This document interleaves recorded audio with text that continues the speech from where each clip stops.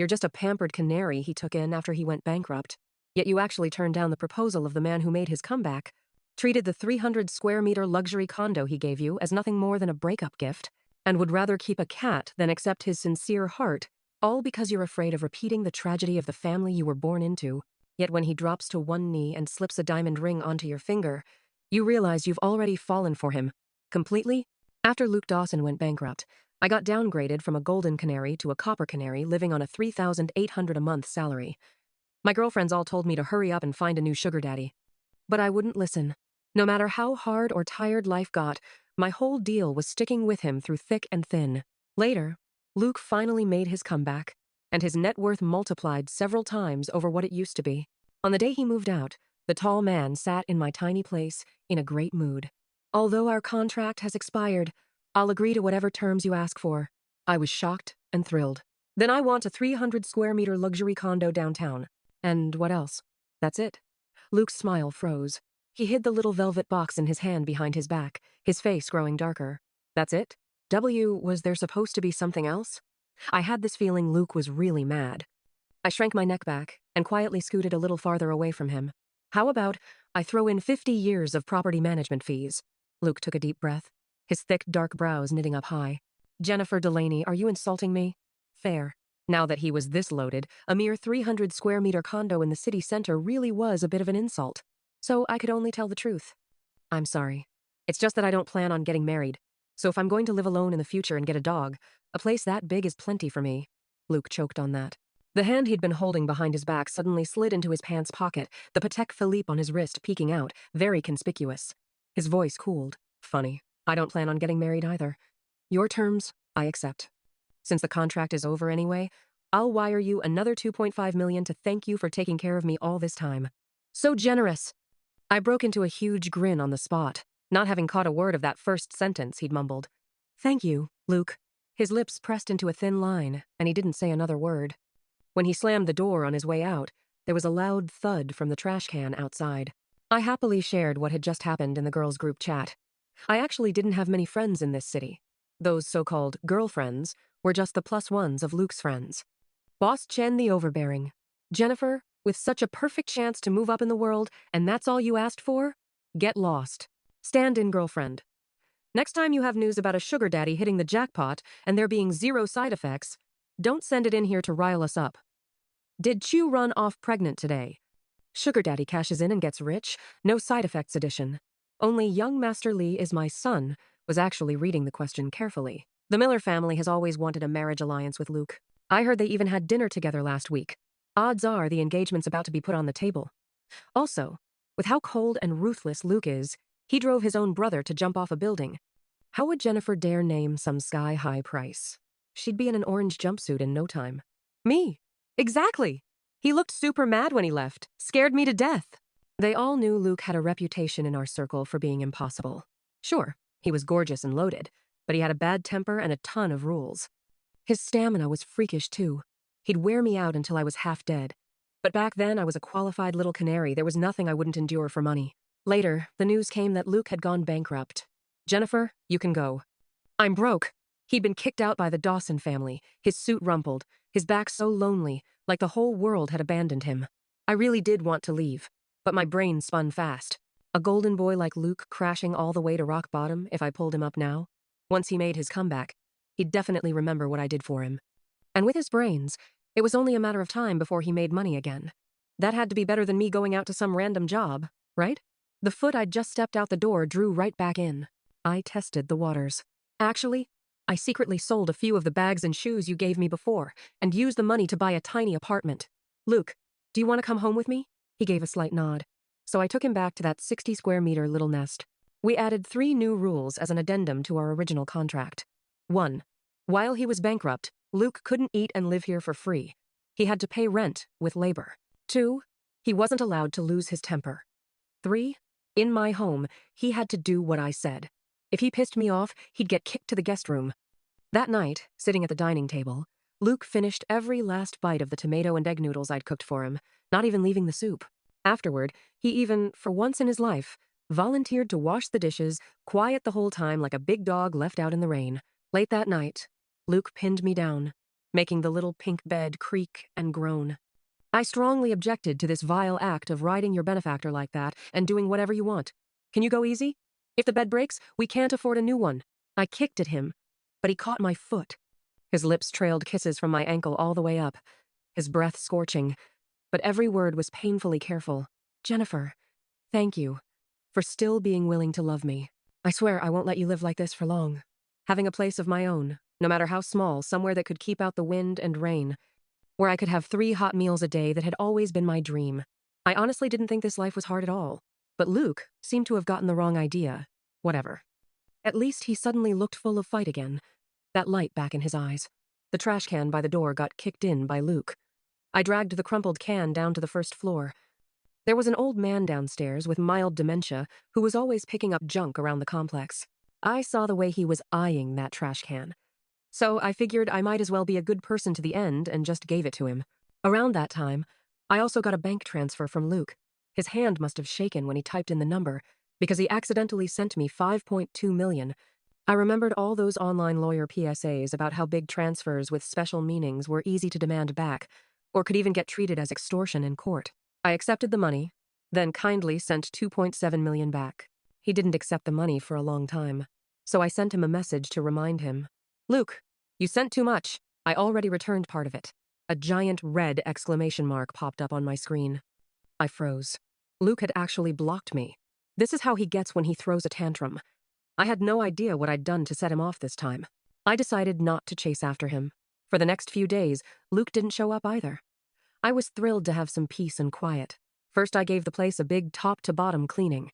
When I had nothing to do, I went online to look at interior design ideas for my new apartment and daydream about my beautiful future. But more days went by, and Luke still didn't make a peep. His phone was still unreachable, and on WeChat I was still blocked. That really didn't fit his usual big spender style. What about my huge condo? I couldn't sit still anymore. I took the initiative and contacted Luke's assistant. I'm sorry. Mr. Luke has private engagements today. May I ask who's calling? I hemmed and hawed, unable to answer for a long time. I'd almost forgotten that Luke was no longer the man he used to be. The people around him had all been replaced. His current assistant had no idea who I was. Our contract was already over. Luke and I had nothing to do with each other anymore. I didn't have the privileges of a kept canary like before either. I'm nobody. Just an ordinary friend. After saying that, I awkwardly hung up. For the sake of the condo, I still decided to go in person. I waited downstairs at Luke's building for a long time before I finally saw a black car pulling in from afar. The low-key, luxurious Maybach stopped. The door opened and closed. I saw Luke's sharp, handsome profile. Another graceful, elegant silhouette stepped out right after him. The woman in a moon-white chipo had her back to me, her voice crisp and sweet. Luke, I'm very satisfied with you. Your looks and your family background both meet my standards perfectly. I don't mind cultivating feelings after we marry. Damn? That direct? Just from her silhouette, I could tell she was a stunning beauty.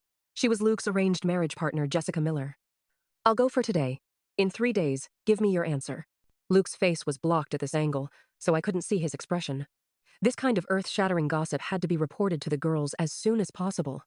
I shifted my body behind the wall, dimmed my screen to the lowest setting, and secretly live broadcasted the scene in the group chat. I typed, "At everyone, urgently. Miss Miller just proposed to Luke on the spot," hiding behind a tree to take pics.jpg. The chat instantly exploded with gossip emojis. Someone asked, Jennifer, these 3 years, you really never had feelings for Luke at all? Hearing him say all that, doesn't it make you sad? My finger hovered above the screen. I didn't know how to respond.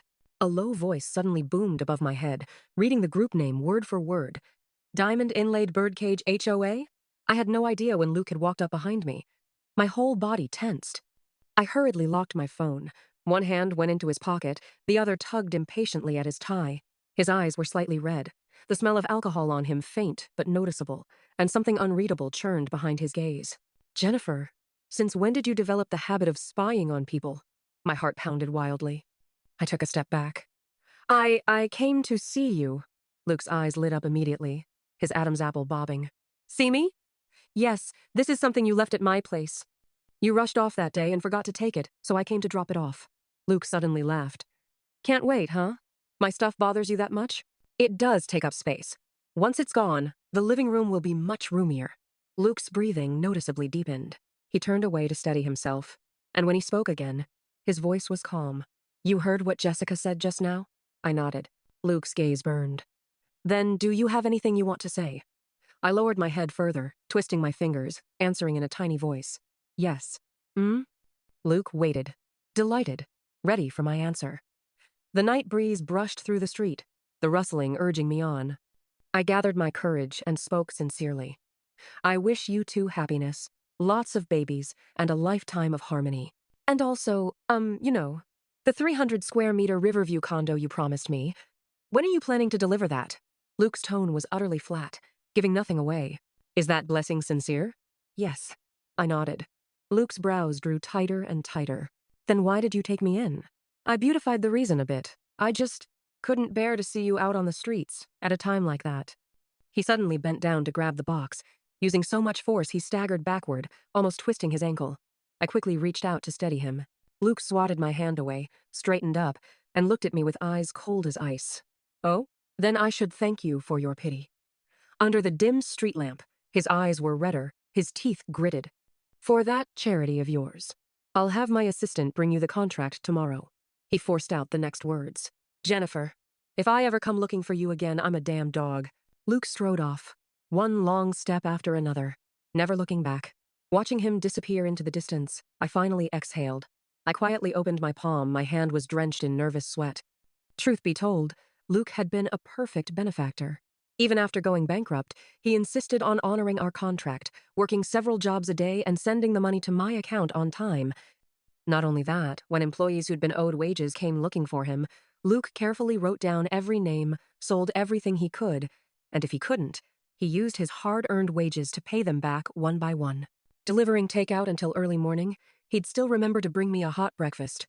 Or during our most broke days, when we'd fight old uncles and aunties at the supermarket for half-priced vegetables until our shoes fell off, and in the end, Luke carried me home. Those copper canary days were actually happier than the golden canary days, because broke Luke was way more lovable than rich Luke. Now he'd returned to his original world and was about to have a perfectly matched wife. I wasn't going to give up my interests for some vague, fleeting feeling, nor cross a moral line to become the other woman.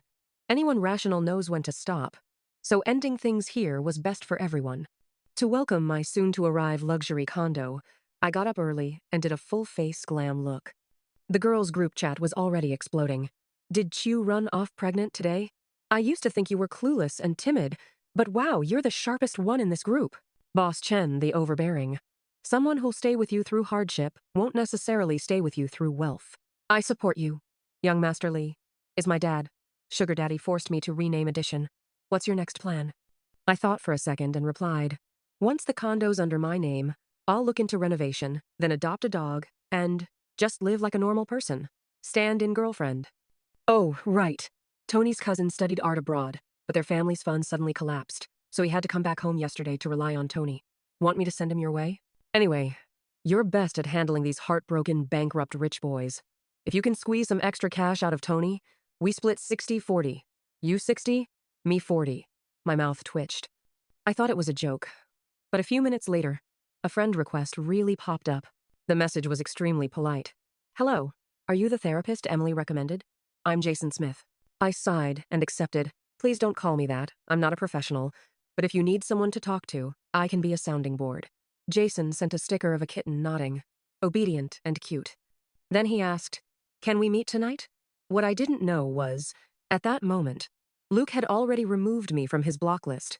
He sat in his enormous top-floor office, staring blankly at our chat window, yet unable to type even a single word. The assistant handed over a folder. Mr. Luke, everything is ready. Luke snapped back to reality, opened the contract, and held his pen over the signature line, but it never came down. Do you have a girlfriend? The assistant jumped, but still answered respectfully. No, sir. Work keeps me too busy. I do. The assistant thought he misheard. Boss, literally no one asked you that. She and I began as a transaction. At first, I didn't put much effort into it, but little by little, I realized she's a really good person. She stayed with me when I had nothing. The assistant stared at his shoes, wishing for sudden deafness. But it seems she never loved me. He gestured toward the condo. This place is her breakup gift. The floor-to-ceiling window reflected Luke's tightly drawn brows. He was thinking hard, analyzing like he would a difficult negotiation opponent, trying to pinpoint where he'd gone wrong. Does she only like my money? Strangely, that realization didn't make Luke angry. On the contrary, he pictured Jennifer standing in her new home, cheering and glowing with excitement. Luke had always wanted to see her look at him like that, but now? He was out there fighting like hell for the person he cared about, only to turn around and find she'd vanished without a trace. His chest felt hollow, his footing unsteady, like drifting in open water, part of him wishing he could just sink and be done with it. The assistant cleared his throat. "Mr. Luke, with all due respect, your wealth is one of your charms." He racked his brain. "So if Madam likes your money, at least it means she needs me." Luke cut in, his dark eyes suddenly bright. If Jennifer liked money, then he would give her a lot of money. Whatever pride or dignity, let it go to hell. Whatever Jennifer wanted, he could give, and he was never letting her go. Once he understood that, the knot in his chest dissolved. Luke's expression eased. "Cancel tonight's dinner. I'll deliver her breakup gift myself." Right. That night he'd gotten drunk and said something like, "If I ever go back to her, I'm a dog." His wife was about to run, he'd bark if he had to. Meanwhile, despite all my polite refusals, Jason still showed up downstairs with a surprise. From a distance, I saw a tall silhouette under the street lamp, carefully holding something in his arms. As I got closer, I gasped. "Wait, why is that a kitten?" It was a British shorthair blue tabby, round eyes staring at me curiously. Jason's lashes cast a small shadow beneath his eyes. "Sorry for bothering you this late. I picked up this stray when I was studying abroad. His name is Pippi. But now that I'm back, things at home are complicated. I really have no choice. Could you please take care of him for a while?" Those naturally smiling eyes of his made it impossible to refuse. As he leaned slightly closer, a faint tea scent mixed with paint drifted toward me. "I heard you're moving soon? Pippi is very well behaved." "He won't bother you." Pippi meowed and placed its soft pink little paw on my wrist. Who could say no to that? But this meant my plan to adopt a dog was going to be disrupted. Cats and dogs can't live together, right? They'll fight. I hesitated. "Meow." Pippi kept radiating charm. I couldn't resist and scooped him up. "By the way, I also heard you're thinking about studying abroad. I'm an expert at that, editing essays, contacting advisors. I know the whole system." I waved quickly. No, I can't trouble you. Just treat it as a thank you gift." Jason smiled, eyes curving. "Thank you for letting me talk to you." A sudden angry shout cut us off. "You bastard! Give back my trash can!" The old man with dementia from the first floor was waving his cane furiously, yelling into the shadows under a tree. And in that shadow, there seemed to be someone standing there, staring in my direction. It was too dark. I rubbed my eyes but couldn't see clearly. After Jason left, I hummed a tune and carried Pippi upstairs. A tall figure leaned against my doorframe. Luke's shirt sleeves were rolled up, revealing strong forearms, with some suspicious dust smeared across them. Huh? Didn't he say if he came looking for me again, he'd be a dog? Confused but pleasantly surprised, I trotted forward. "Why'd you come all the way here over something so small? Come in!" My fingers had just touched the keypad when a cold snort sounded behind me. I remember someone saying she never planned to get married and wanted to raise a dog. Luke's voice was chilly as his eyes locked onto the furball in my arms. "Funny, I don't see a dog." "I see a cat," I explained. "It's a friend's cat. I'm just taking care of it." His voice dropped several degrees. "Which friend? A guy or a girl? What's his name? Does he know you get allergies easily?" Remembering Tony's bad temper and not wanting Emily dragged into trouble, I answered vaguely. "Someone new." "You don't know him." Behind me, Luke's dark eyes seemed to ignite, barely containing something volatile. "Cats shed, aren't loyal, and are scheming. They're nowhere near as good as dogs. And you said it yourself, you were going to raise a dog in the new apartment. How can you just back out?" "What?" I was completely lost. Why did Luke suddenly sound so aggrieved? Like he was the abandoned stray I refused to adopt. I snapped too. "Luke, Pippi is just a kitten. How is it as complicated as you're making it sound? Meanwhile, you came here without even giving me the contract. You've been nitpicking me nonstop since you arrived. What's that supposed to mean? Did you change your mind about giving me the place?" We stared each other down, neither backing off. I lifted the kitten. "You apologize to Pippi." "Pippi. Meow. Meow, meow, meow, meow, meow." Luke sat on the sofa with arms crossed, casting a disdainful glance at the cat before snorting and looking away. It should apologize to the dog, stealing its home. The audacity of this man. Infuriated by this shameless capitalist attitude, I snapped, "Not apologizing? Then give me the contract." The next second, Luke unfolded his long arm, grabbed my waist, and yanked me between his legs. Pippi yelped and jumped away in fright. I fell straight onto Luke's solid thigh. I tried to get up, but he held me tighter. Luke shoved a document envelope into my arms. With the awkward position forgotten, I hurried to tear it open. Reading line by line, I couldn't stop my smile from spreading. The last section caught my eye. In clear print, it read, "All transfers and property are given unconditionally and voluntarily by me, Luke, to Miss Jennifer, and are irrevocable. Once signed, the gift is considered complete." And below it, Luke's signature. The bold, unmistakable, irrevocable felt like a solid anchor dropping into place. I took a deep breath, unable to contain my excitement. It was finally mine! I wanted to scream, to run around the living room like a crazed monkey, but I forced myself to calm down first.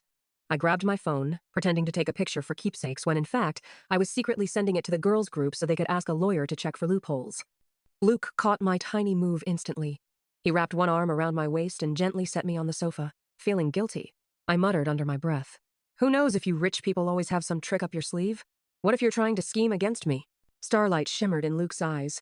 He dropped to one knee on the living room carpet and looked up at me. "Of course I have something else."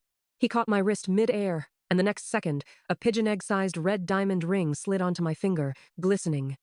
"Marry me, Jennifer." I froze, mind blank. I lowered my head, staring at the perfectly sized ring. And suddenly the scene rewound to long ago, back when Luke and I were curled up on the couch watching a movie. The finale was the hero proposing. Friends and family surrounded the heroine as she held flowers, everyone crying tears of joy. I wasn't moved at all. I just shoved a handful of chips into my mouth and kept crunching. Luke glanced over, slightly surprised. "You don't like this ending?" I shook my head. "It's too crowded. I don't have that many friends anyway, and my family would never show up to a proposal ceremony. If it were me, I'd just want to be at home, in a cozy little place, full makeup on, looking pretty, and receiving a huge diamond ring." And now, every detail I'd casually described was coming true. I obviously had no expectations for marriage. Yet my chest still warmed a little. "Luke, this joke isn't funny." His suit pants were wrinkled from kneeling, something the usually meticulous him hadn't even noticed. Instead, he spoke with full seriousness. "Jennifer, this isn't a joke. I wanted to give you this ring on the day I moved out, but I was too stupid back then, too obsessed with hearing the answer I wanted from your mouth. But now, I think that answer doesn't matter. What matters is that I say what's in my heart. I want you to know I love you." His honesty made me want to speak honestly, too. I let out a quiet sigh. "Luke, I like you too. But I'm sorry, I'm scared. Your world is too shiny and full of temptation. I'm afraid your love is just a moment of passion, and that a marriage with such a big gap between us couldn't last. My family wasn't happy. It was ugly, even. And if one day we ended up like them, then I'd rather not start at all." I had never told anyone about my childhood. My parents divorced when I was in middle school. That home was filled with cheating, alcohol, lies, violence. My last memory of them was their battle over custody of my older brother. He was handsome, good at school, the one with a promising future. I tried hard too, but my grades were only above average. My personality dull. My looks merely cute. The day they left, I clung to the car door, crying, begging them not to abandon me. They left anyway, sending me to my aunt's house.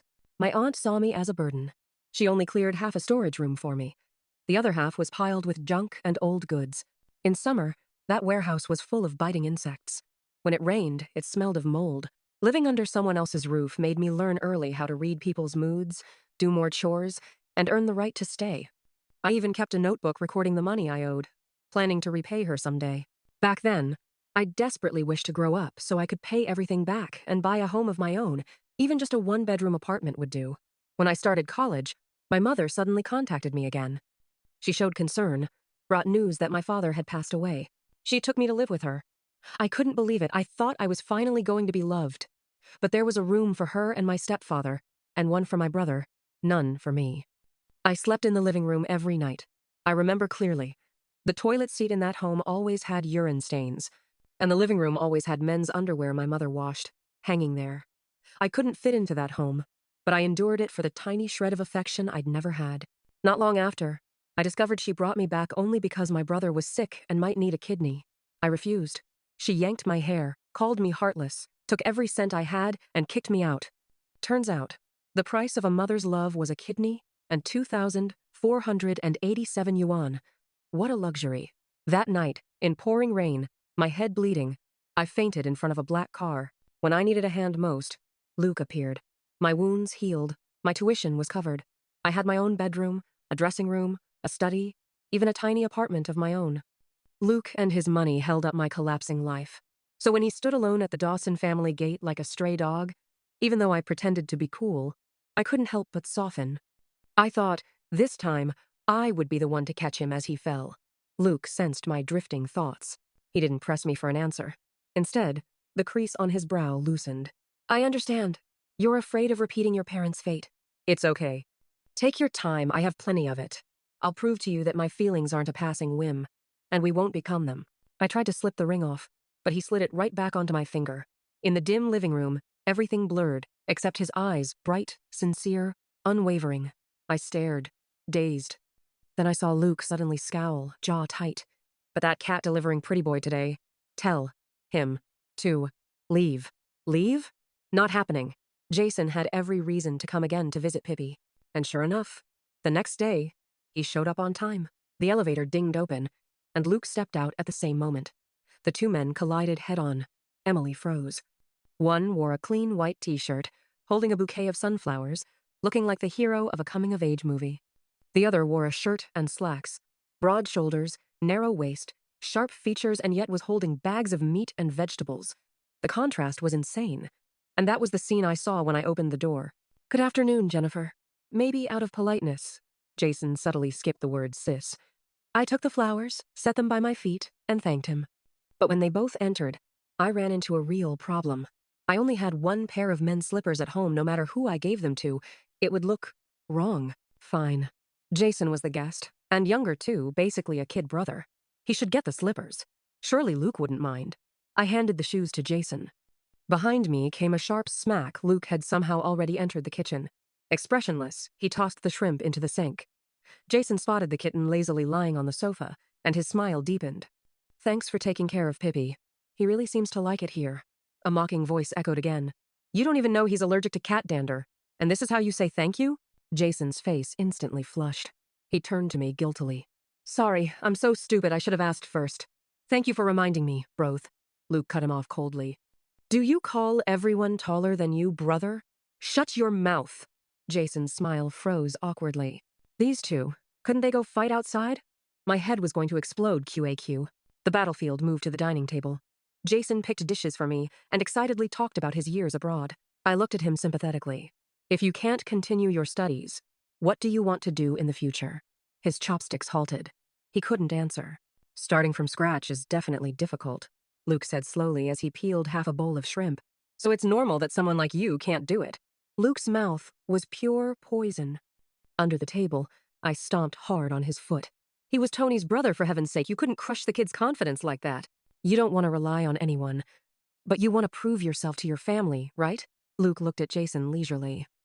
Our company has a cultural and creative project, and we're short a director. I heard your major is relevant. How about working under me? What's the annual salary? Fresh grads are a dime a dozen nowadays. Even returnees like you aren't worth much. Luke placed the peeled shrimp into my bowl, then switched tone. But I can offer you $1 million a year. It won't solve all your problems, but it'll be enough for you to finish school. Jason's eyes sparkled. Luke kept selling the dream. The scenery there is gorgeous mountains, rivers, deserts, tons of animals perfect for an artist like you to sketch from life. Great offer. But something in Luke's expression made me feel like it wasn't that simple. Jason was still hesitating when Luke sighed and suddenly softened. Forget it, if you're unsure. Many people would kill for this opportunity.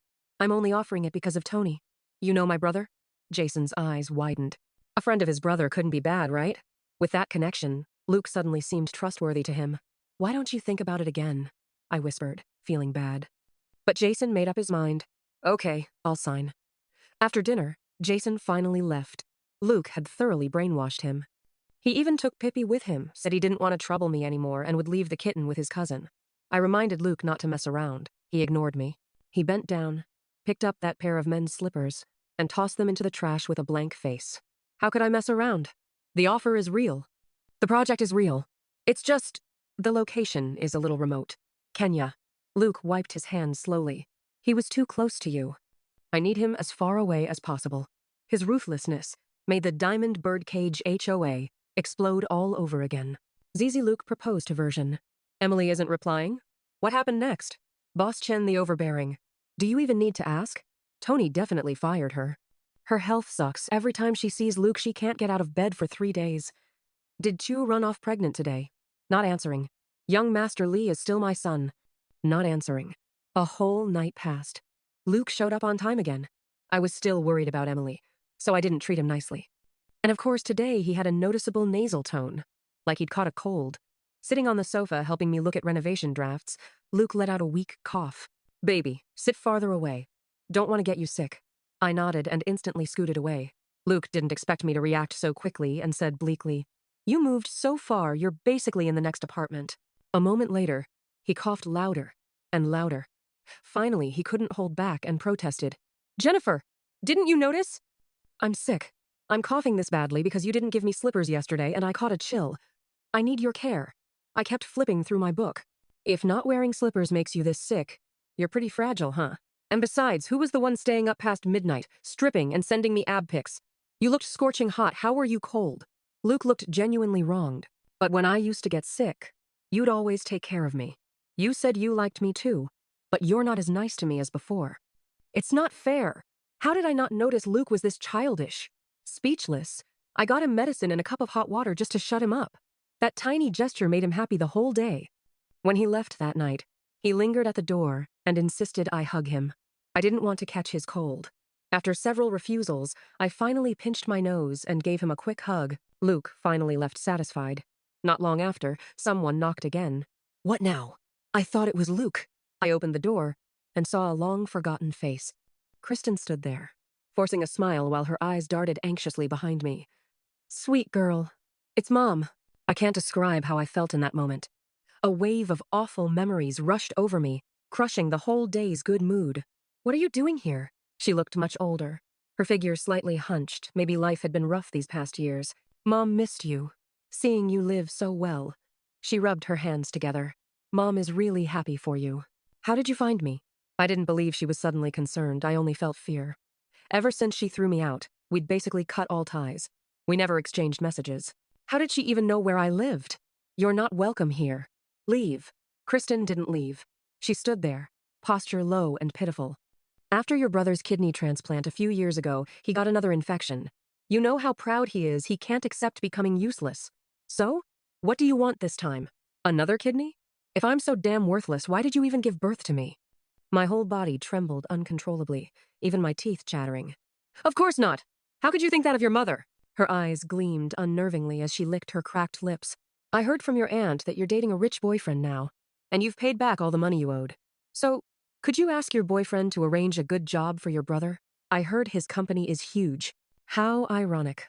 The once glorified son had become her burden, while the abandoned daughter suddenly became the lifeline. I still remember the stupid question I once asked her, Mom, if I were the one whose kidney failed, would you ask my brother to do the same for me? I never heard the answer. After a loud slap, all I felt was warm blood dripping from my nose. Do you think I'm still that little girl you could push around? I don't need your love anymore, but Luke's life? You can't even touch one finger of his.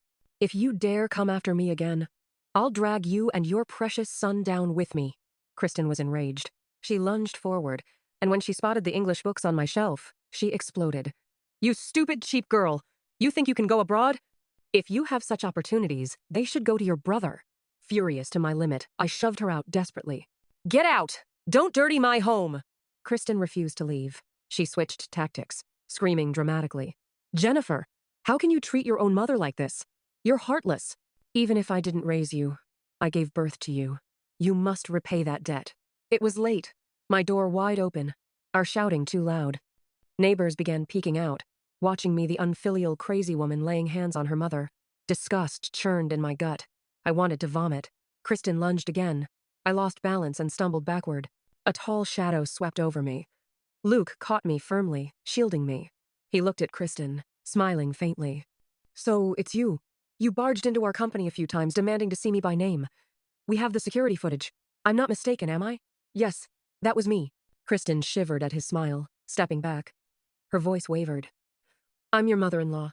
Don't try anything stupid. She straightened her back and named her terms. Jennifer owes us. You'll repay us for her. All of it. Either send my son abroad for treatment or give him a good job. Luke raised a brow, smiling pleasantly. A job I can't arrange. But going abroad? That's easy. His tone turned analytical. Have your son smuggled into the UK, then get a few people to beat him half dead. Severe injury qualifies for permanent residency. With a shameless mother like you, strong genes run in the family. Selling him shouldn't be that difficult, right? Luke sighed dramatically. Honestly, he'd be useful both ways, front and back. Much faster money than working for me. Kristen had first mistaken his polite smile as softness. Little did she know he was venom in human form. Every sentence was a knife to the gut. Her face went white, lips trembling, completely speechless. Luke's smile held zero warmth. I'm not a patient man, so I'll only say this once. From now on, do not appear in front of Jennifer ever again. Otherwise, I won't mind letting your precious son experience exactly what it feels like to be abandoned by family. After she left, Luke carried me inside. I clutched his arm tightly. Even though my mind felt steadier, my body still shook uncontrollably. His warm hand rubbed my back. I'm sorry, I whispered. Tears fell onto his sleeve, blooming into dark stains. I hadn't cried facing Kristen. Yet now, tears wouldn't stop. What are you apologizing for? I didn't know she went to your company. If I had known, I should have told you sooner. I must have caused trouble for you. And letting you see something so humiliating, did it scare you? Luke suddenly chuckled. Did you forget the time I mooched cake tastings at that bakery for 3 days straight and got kicked out? I've had creditors spit on me, throw rocks, smash my windows. So this tiny situation? Nothing at all. People only think your mom was embarrassing. I was the truly pathetic one. He paused, then gently brushed the corner of my eye with his fingertip. Silly girl. Telling me this isn't causing trouble. I'm more afraid you'll hide your pain and hardship from me. Then I wouldn't be able to catch you in time. Just like you once caught me. I cried even harder. Jennifer, from now on, you have me. Don't be afraid. Luke's words were soft and warm, like a cloud pressed gently into my chest. The fear of the future lifted, replaced only by the courage and the urge to hold on to this man. I lifted my swollen eyes. How long are you going to protect me? Luke paused, startled by the weight of the question. A lifetime? He curved his lips. Then a lifetime it is. You said it.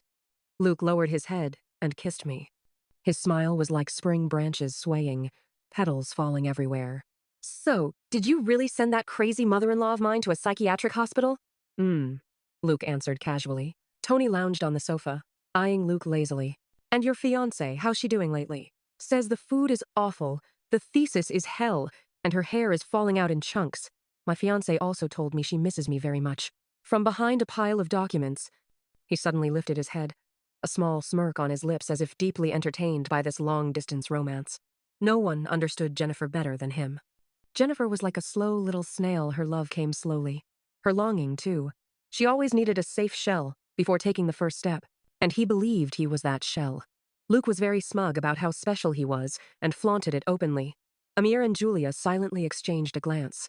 They both read the same conclusion in each other's eyes. This man was sick. Luke, however, looked at them pityingly. How would you know? You, who have no wives? Someone eventually asked. By the way, did you ever contact Jessica again? Luke replied. When I turned down the engagement, she was very refreshing. She wished me happiness. She said chasing men was less fun than chasing career wins. Speaking of which, she just won the bid in West City. He glanced around the room and finally noticed someone missing. Where's Steve? Whatever. Luke stood, unable to hide his excitement, and handed out the wedding invitations he'd prepared. My wedding is next month. Bring your girlfriends, otherwise my fiancé will get upset. He deliberately emphasized the words, your girlfriends. Julia narrowed his eyes, clearly irritated. Lately, Luke really acted like a show-off. Before wrapping up, Luke patted Tony's shoulder. Nice invitations, right? Your cousin designed them. Love, all the way from Kenya. Tony shot him a cold, sideways glance. Don't get cocky too soon. Jason only got so obsessed because he met Jennifer before. Luke didn't care in the slightest. Because people who've been shattered like them were pieced back together one fragment at a time by each other's hands. Once feelings were confirmed, neither would let go easily again. Luke, pick up the phone! Jennifer's personalized ringtone suddenly chimed. Her clear, bright voice could chase away even the darkest clouds. Luke accepted the video call and walked quickly toward a private room. His heart fluttered just like the first time he kissed the corner of her eyes.